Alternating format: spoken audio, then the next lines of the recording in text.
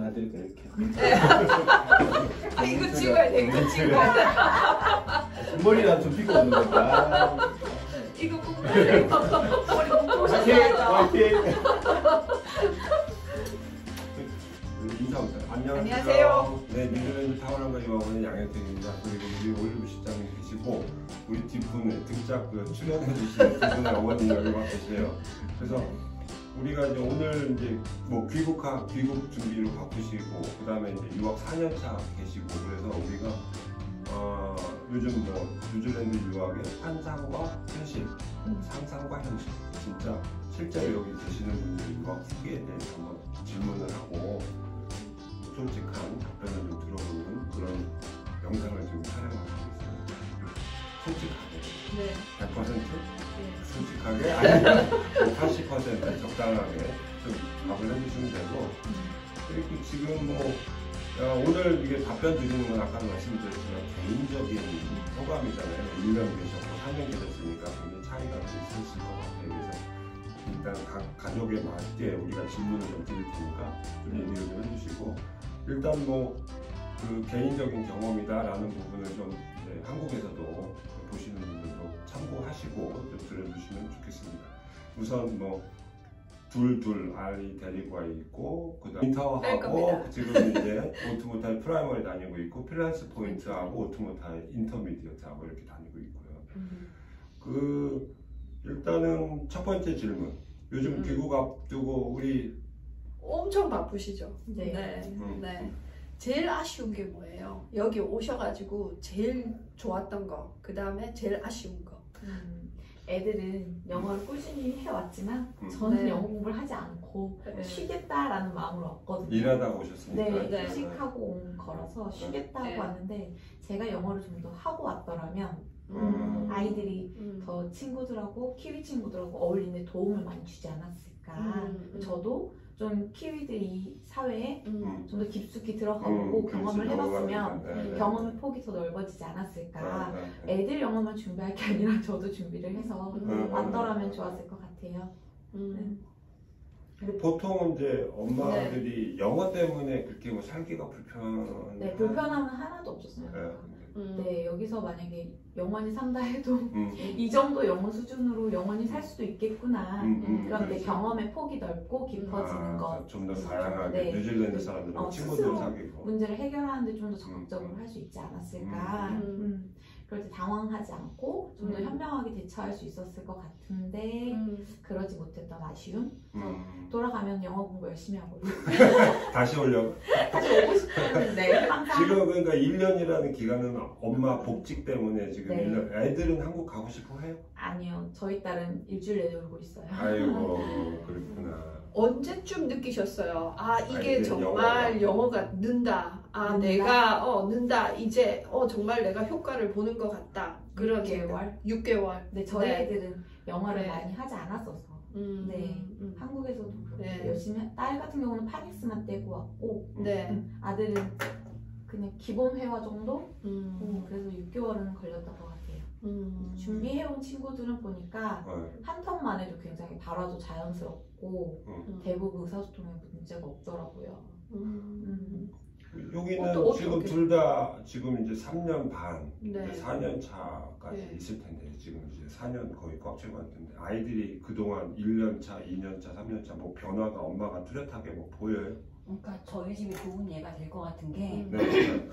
저희는 애들이 알파벳부터 거의 알파벳도 모르고 모르고. 근데 큰애는 컸었잖아. 그러니까 제가 여기 올 생각으로 초등학교 4학년? 초등학교.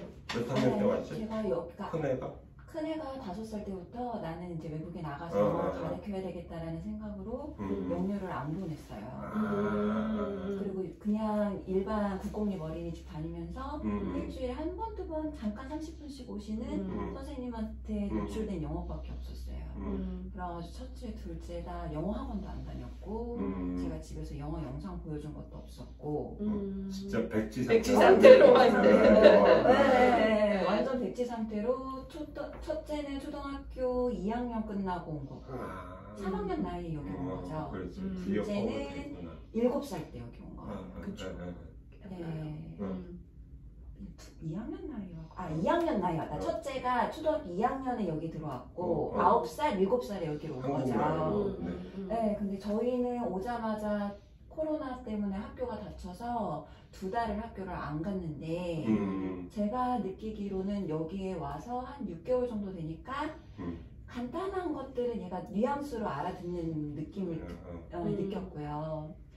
이제 자기가 말을 간단하게 의사표현하는 거는 1년 정도? 네, 그러니까 학교에서 생활하는 거는 이제 애들하고 노는 영어니까 그 정도 그냥 따라가는 게 말이 나오는 거는 한 1년 정도부터는 간단한 대화를 한다라고 했는데 1년쯤 됐을 때 호빗을 갔어요. 거기 이제 선생님이 가이드 투어를 하는데 못 알아들었었나 봐요.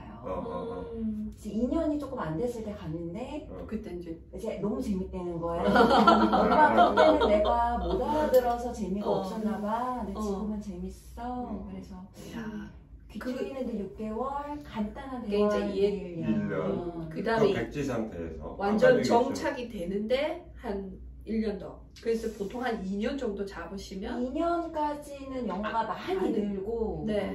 3년 차에는 얘가 진짜 여기에서 생활하는데 조금 부담이 없구나. 이제 진짜 얘네들이랑 같이 생활을 하겠다 라고 생각을 했어. 이제 3년쯤 돼가지고 다 했겠구나 라고 생각을 했는데 지금 4년 차잖아요. 네. 또 근데 여기서 발전하는 거를 느껴요. 왜냐하면 애들이 학년이 바뀌고 그죠? 프라이머리에서 인터로 바뀌면서 그 배워야 되는 양의 그게 규모가 완전 달라지잖아요. 그러니까 쓰는 단어도 네. 일상적인 단어가 아니라 또 이제 깊이 느끼는 있는 단어를 쓸 수 있고 라이팅을 할 때도 한국식 그대로 영어로 옮긴 게 아니라 진짜 그 외국 애들이 쓰는 영어식 표현들이 나오고 문장도 이제 단순하게 쓰는 게 아니라 이제 많이 복잡하게 써지고 발음도 소리가 한국 사람들 앞에서 내잖아요. 4년차부터 저희 첫째가 이제 소리가 뒤로 가는 게 느껴지더라고요. 영어 외국 사람들은 소리를 뒤에서 내고 한국 사람들 앞에서 내잖아요. 저게 언제 뒤로 가나 했는데 이제 3년 지나가니까 소리가 좀 뒤에서 나서 발음이 조금 더 자연스러워요. 그러니까 정교하게 다듬어지는 게 이제 진행이 되는 것 같아요. 근데 뭐 우리가 4년 동안 계획할 수 없다고 1년 만에 가는 사람 진짜 아쉬워 죽겠는데 이게 지금 앞에 보이긴 하는데 그걸 내려놓고 가기가 참 쉽지 않죠. 일단 한 1년 있으니까 앞으로 6개월, 1년 뒤에 애들이 어떻게 발전할 거라는 거는 예상은 될 것 같은데 아쉽죠. 1년보다 앞으로 6개월만 더 있어도 완전히 훨씬 더 1년 동안 거둔 성과보다 더 많은 성과를 낼 수 있을 것 같다는 욕심이 애들도 이제 막 너무 친구들하고 잘 지내고 맞아요. 그래서 영어 발화도 할 기회도 많아졌는데 이제 여기서 딱 접으려니까 너무 아쉽다. 그렇지. 친구들하고 막 이제 편하게 놀고 왔다 갔다 하는 요 시기에 이해되죠? 그럼요. 저희 1년 차들이 제일 고민이 많으신 것 같아요. 저희가 이때까지 유학원에서 겪어봐도 그때 제일 힘들어하세요. 왜냐면 애들이 이제 보이거든요. 눈에. 그럼 타오랑가에 와서 지금 이제 워낙 오래 살았으니까 교민 같은 느낌이고 한 1년 정도 지냈는데 타오랑가에 와서 조금 이렇게 어떤 게 좋았다는 점하고 좀 아쉬운 점하고 두 가지가 어떤 게 있을까요? 좋은 점은 아무래도 자연이 가까우니까 이런 자연을 이용해서 즐길 수 있는 거리들이 되게 많잖아요. 그러니까 제주도랑 좀 비슷하다는 느낌이 들었는데 저희는 제주 살기도 해봤어서 크게 불편함은 없었어요. 그래서 그냥 이 자연을 만끽하는 방법을 이미 알고 있기 때문에 주말이면 산으로 들어 다녔고 바다로도 여름에는 많이 즐기러 다녔고 그리고 산에서 타는 마운트 자전거 있잖아요. 산악 자전거도 여기는 워낙 트랙이 잘 돼 있으니까 그것도 많이 즐겼고 남섬으로 북섬으로 또 자연이 너무 좋잖아요. 그래서 그걸 많이 즐기려고 해서 그런 점을 즐기기 위해서 오신다면 너무 만족스러우실 것 같아요. 짧은 시간에 많이 즐기려면 돈 많이 들어갔을 텐데. 근데 그건 어떻게 쓰느냐에 따라 다르긴 한데 이렇게 즐겼음에도 여행을 많이 다녔거든요. 되게 저는 정말 주변에서 봤을 때보다 제가 제일 많이 다니긴 했어요.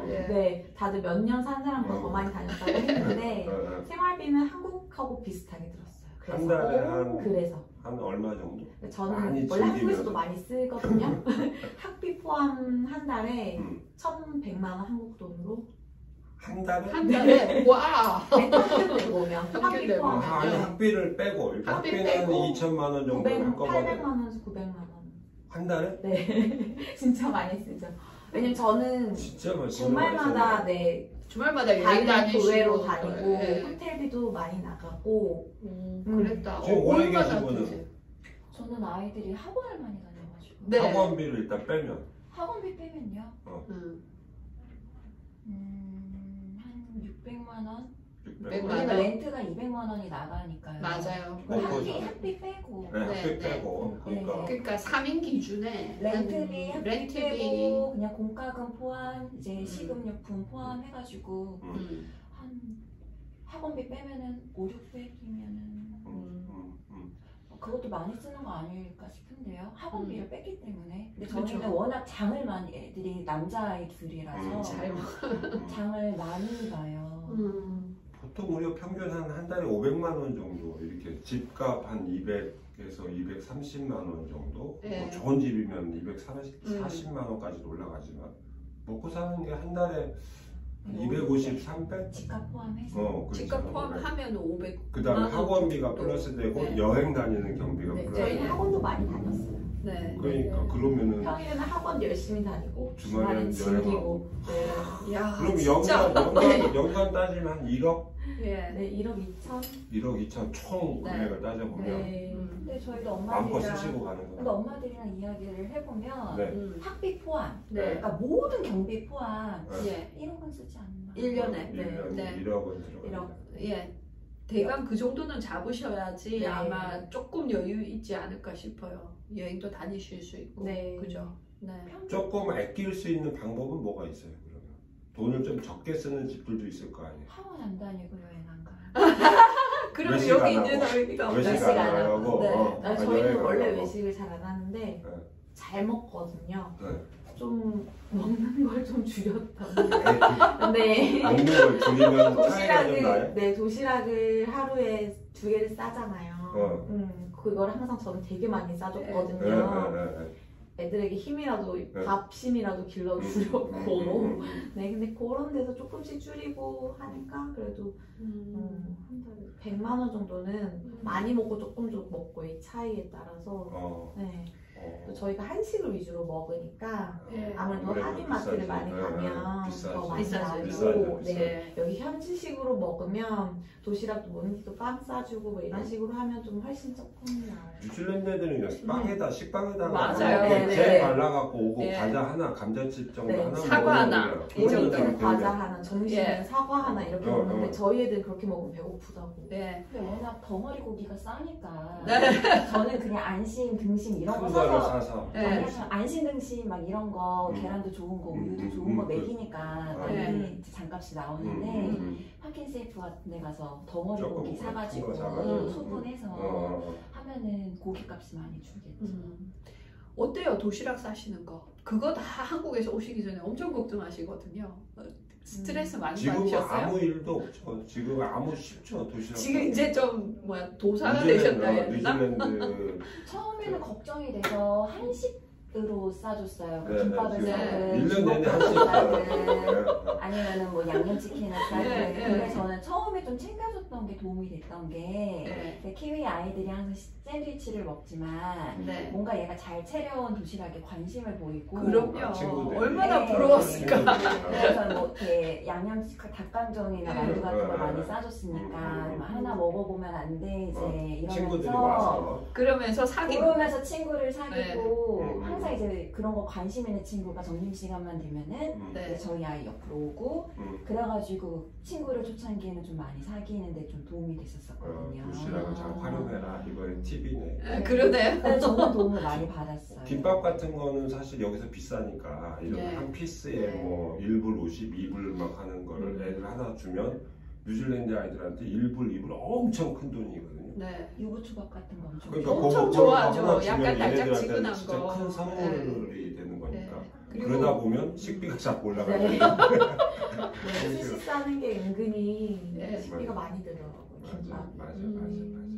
그렇겠다. 사실 우리가 오기 전에 한 반에 한 명이라고 얘기하고 오잖아요. 그 어떠세요? 그게 아무래도 도움 되는 것 같으세요? 아이들 물론 여기 이제 도메스틱 아이들은 한국 애들도 있을 수 있어요. 그래도 어쨌든 한국 그 인터내셔널의 수는 딱 정해져 있잖아요. 어떤 느낌이세요? 도움이 되셨어요? 오래 계셨으니 익숙하니까 네, 딱 한 1년 계신 네. 입장에서 만약에 한 반에 한국 아이들이 3, 4명 있는 환경이랑 한 명 있는 환경에는 어떻게 다를까?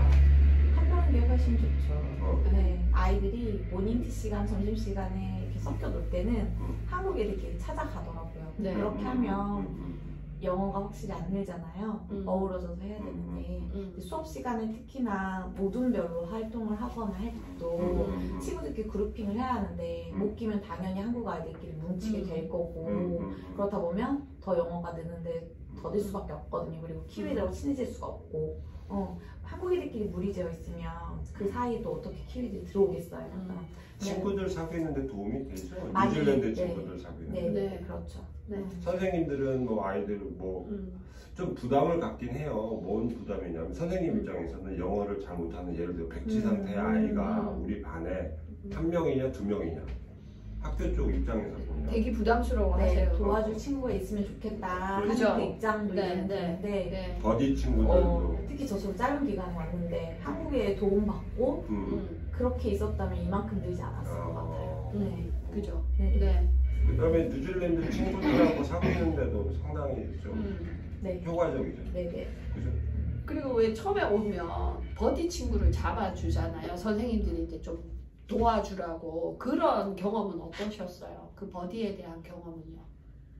이게 아마 담임마다 또 다를 수 있어요. 신경을 어떻게 써주시냐에 따라서. 그죠? 근데 우선은 버디 친구를 정해주시기는 하지만 네. 결국 도와주는 친구가 또 따로 자기 생겨요. 스스로 어.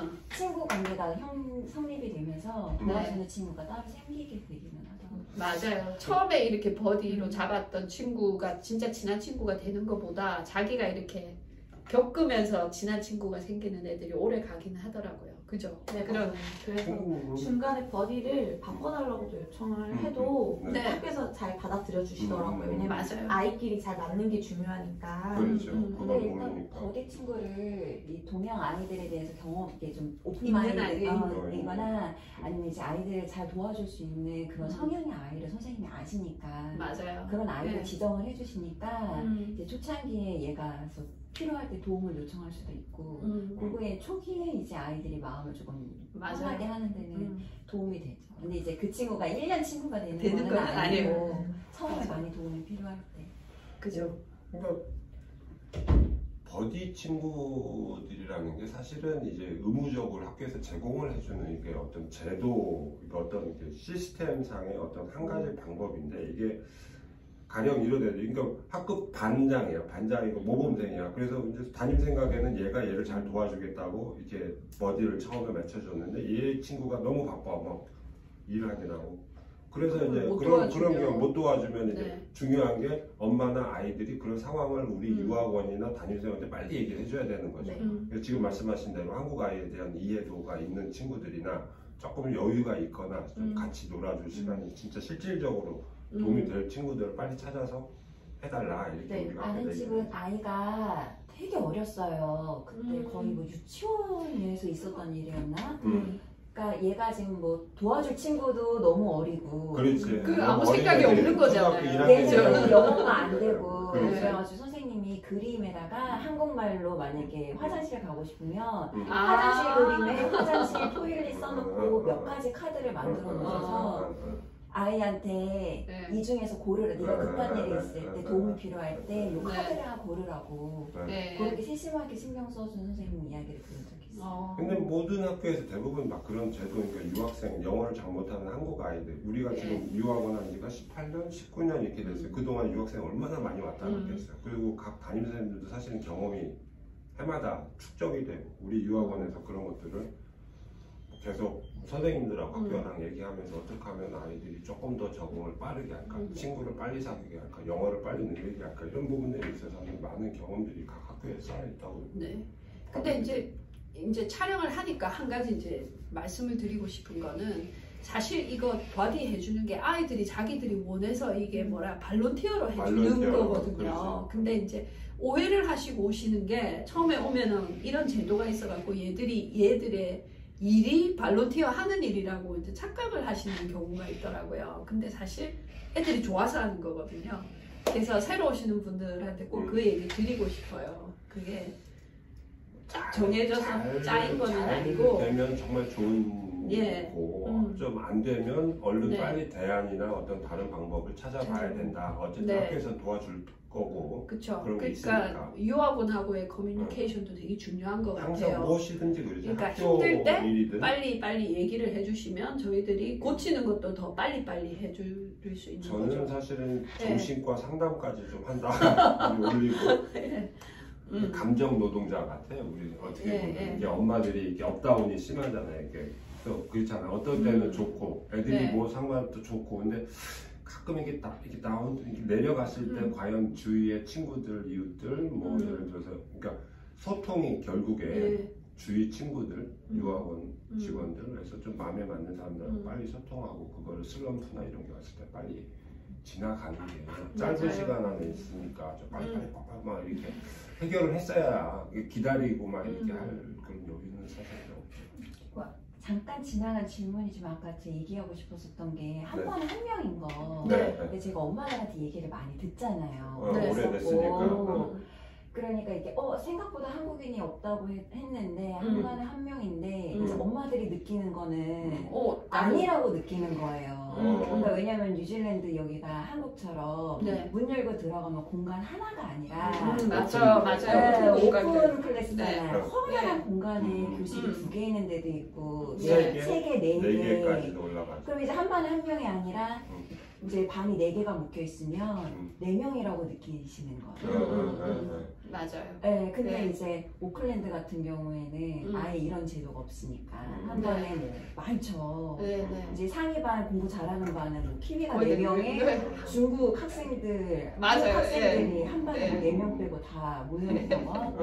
네. 기본적으로 한 반에 3-4명씩 있고 캐나다 같은 경우에도 이런 게 없으니까 교민의 이제 유학생들에서 한 반에 엄청 많이 몰려가 있고 그러니까 한 공간에 4명이 있다고 느껴지더라도 그죠. 절대 많은 숫자는 아니고 그쵸. 이제 그게 수업을 할 때 나눠지면 결국은 자기 클래스에는 한 명만 있는 거고 이제 자기 이제 그룹 활동이나 특별한 뭔가 이제 그 활동 같은 거 할 때 그룹핑을 할 때는 그 교실 안에서 하거나 많아야 2반이 모여지고 선생님이 이렇게 일부러 붙여놓지는 않으시고 떨어뜨려 놓으시니까 네. 타 지역이나 다른 나라에 비해서 네. 확실히 적은 거다라고 조금 맞아요. 아셨으면 좋겠어요. 근데 그 생각을 하고 오셔도 막상 학교에 애를 보내놓으면 많다고 느끼시는 것 같은데. 맞아요.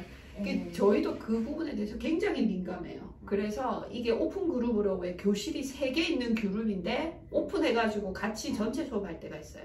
근데 거기는 선생님이 사실 3명 들어가거든요. 그래서 저희들이 진짜 신신당부해요. 절대 그룹으로 한국 아이들끼리 붙이지 말라고. 근데 잘 모르는 쌤들이 어떻게 생각하냐면 얘들이 너무 언어적으로 힘드니까 같이 붙여놓으면 쉬울 거라고 생각하는 거예요. 편하게 좀 마음이 견뎌내기가 쉽지 않을까 이렇게 생각을 하시는 이게 거예요. 다 소통의 문제인 것 같아요. 네네. 그러니까 오자마자 얘가 영어가 네. 한마디가 안 되면 엄마 네. 입장에서 네. 좀 영어 잘하는 한국애를 붙여주는 게 처음에는 좋은데 처음에는 좋은데 좋다라고 생각하시는 엄마도 있을 거고 네. 내가 네. 좀 영어를 해서 왔으면 난 절대 싫어. 그러니까 자기가 원하는 바를 미리 네. 유학원이나 그렇죠. 담임선생님한테 나는 네. 이렇게 아이가 학교 생활을 했으면 좋겠다 라는 걸 미리 의사소통을 해서 엄마의 의도대로 선생님이 좀 도와주실 수 있게 맞아요.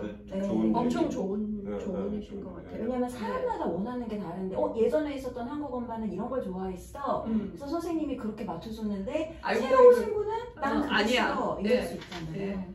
가끔 우리가 이런 비유를 해. 점심시간에 아이가 혼자서 점심을 먹어요. 네. 그러니까 간혹 뭐 그런 거 본 적 있었나? 처음에 왔을 이거 때 다들 경험하죠. 소통이 안 되고 근데 그때는 이제 옆에 주위에 뭐 모닝티나 네. 런치타임에 좀 누가 한국 애가 옆반에 있는 한국 애가 네. 좀 도와주면서 사실은 고마워해야 되는 상황인 것 같은데 어떤 엄마들은 처음부터 그걸 또 싫어하는 엄마들도 있죠. 네.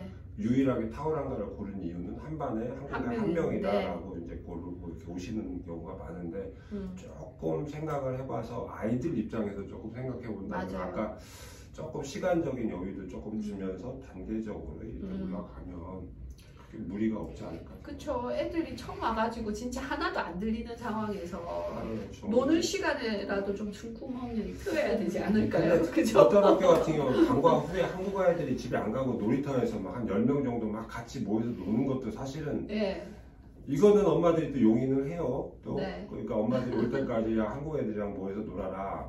또 주말에 또 한국 아이들끼리 모여서 또 우리 엄마들이 또 놀다 보면 같이 어울려서 같이 놀기도 하고 있는데 적절하게 그 밸런스가 아이들에게 좀 재미도 좀 있어야 될 거고 또 영어 학습에는 집중적으로 뭔가 해야 되고 이 두 가지가 밸런스가 좀 있어야 될 것 같아요. 네, 저도 그렇게 생각합니다.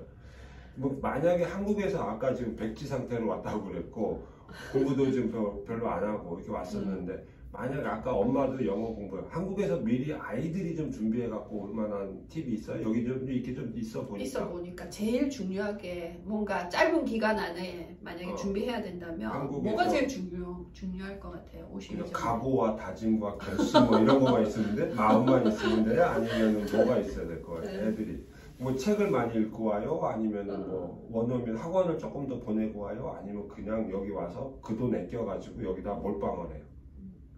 어떤 게 개인적으로? 오래 있을 거면 아무것도 안 하고 와도 괜찮을 것 같아요. 그럼 1년은 준비를 하고 오시는 게 그렇지. 기간적으로 그죠. 많이 해가지고 오면 또 많이 느니까요. 그죠.